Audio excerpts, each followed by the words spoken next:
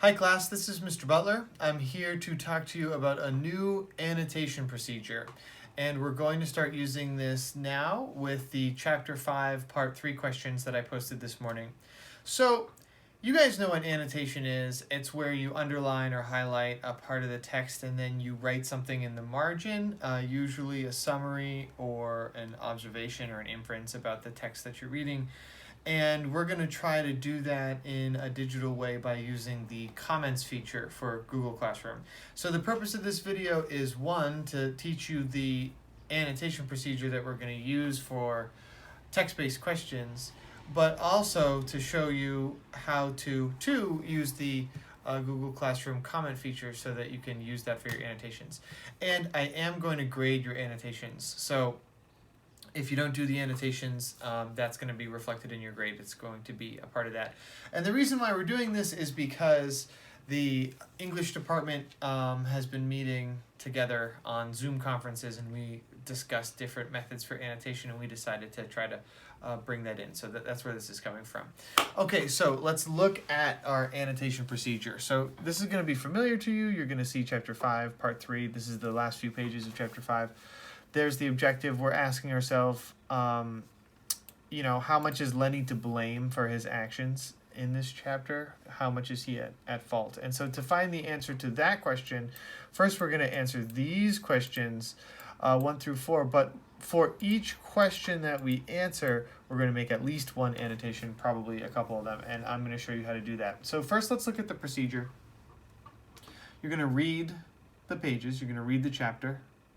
You're going to select a sentence that relates to each question. So if you're answering number 1, you're going to left click, right, and drag that across the text so it selects a sentence that you think relates to whatever question you're answering. And then you're going to comment by clicking this little plus icon shows up here on the screen where it says add comment. So you're going to click that, and then this tells me what you highlighted, and then you can make a comment here. And this is where you're going to be paraphrasing and explaining your evidence. If you don't want the comment, you can just click cancel. And in that little box that shows up, right, so you select the sentence. That's step 2. You click the box. That's step 3. You paraphrase what the evidence means in your own words, and then you explain how it justifies your answer to the question.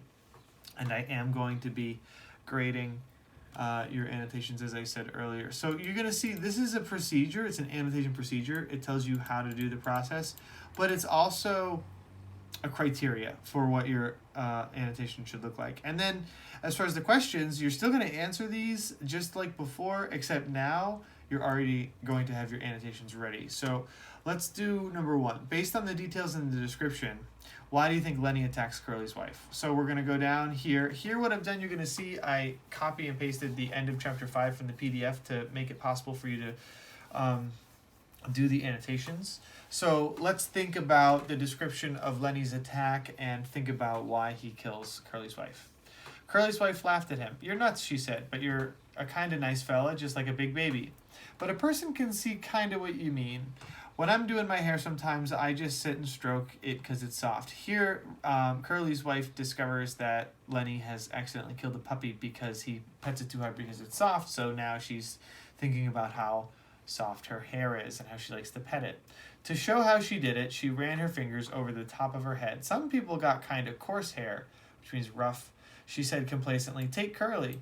His hair is just like wire, but mine is soft and fine. Of course, I brush it a lot. That makes it fine. Here, feel right here." She took Lenny's hand and put it on her head. "Feel right around there and see how soft it is." Lenny's big fingers fell to stroking her hair. "Don't you muss it up," she said. Lenny said, "Oh, that's nice." And he stroked harder. "Oh, that's nice."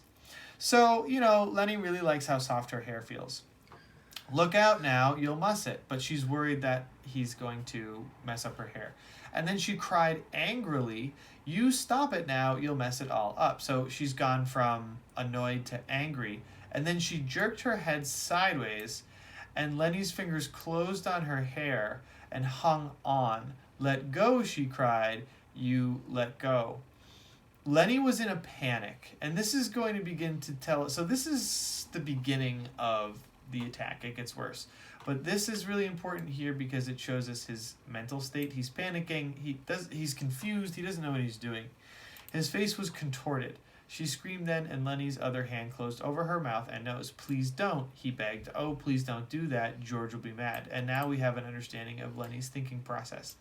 She struggled violently under his hands. Her feet battered on the hay, and she writhed to be free, and from under Lenny's hand came a muffled screaming. So this looks like someone who is, basically being murdered, and she's trying to get away.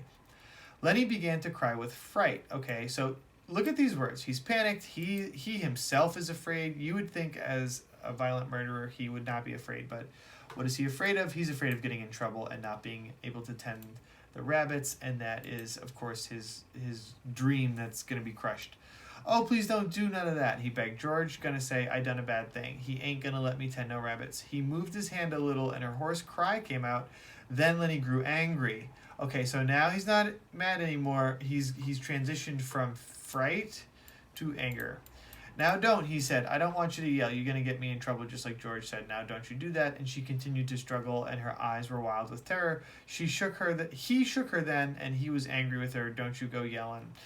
And her body flopped like a fish. So I'm going to highlight this because I think this has a description of her death, but also dialogue which shows Lenny's mindset and his thinking process. And by now, he is not afraid, he is angry, and he thinks that, Curly's wife is going to get him in trouble, even though this is not her fault.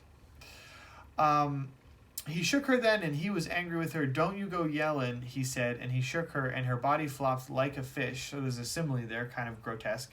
And she was still, for Lenny had broken her neck. I actually might backtrack a little bit because I want to get a little bit more about his being afraid of George.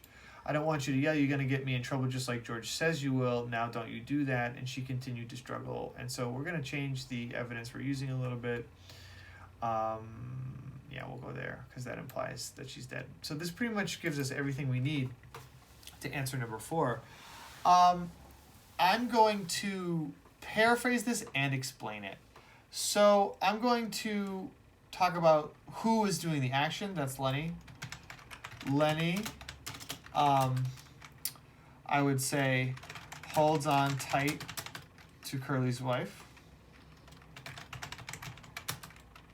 And you saw there that I selected this by right-clicking and then clicked the plus button to make a comment. He is afraid she will get him in trouble by yelling.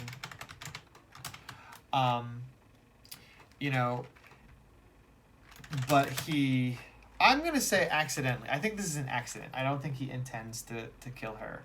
But he holds on too tight and breaks her neck, and she dies. So that's just the paraphrasing. This is just explaining what happens in the text. They haven't explained how this answers the question, why do we think he does this? We've basically just kind of talked about the details in the description, but let's think about this. He does this so he doesn't want to get in trouble, but then he... I think because he doesn't want to get in trouble, that is enough evidence to show us he doesn't intend to kill her, right? So he doesn't want to kill her because he doesn't want to get in trouble. So ironically, the very thing he tries to prevent, he ends up committing. So there, I've made a comment, I've annotated this, and now I can actually use this evidence and this reasoning in my answer when I go up here and I answer number 4. Remember the overall aim question that we're going to do with the TPS is, to what extent is Lenny to blame? So there, there's a lot of evidence there that would suggest that he is definitely to blame, but then also some evidence that shows us that the situation is a little bit more complicated. Curly's wife definitely didn't know any better when she was interacting with him, but then again, George also really warns Lenny to be cautious and to be afraid of Curly's wife. So he kind of sets the stage there, and you can maybe give George a little bit of blame based on that from an earlier chapter. So this is really important. We really need to do the annotations. I'm going to be looking at your comments when I look at each one of these documents and reading your comments as the annotation procedure dictates, and I'll be giving you a grade based on them. So thanks a lot, guys. I hope you're safe and healthy, and good luck with this assignment.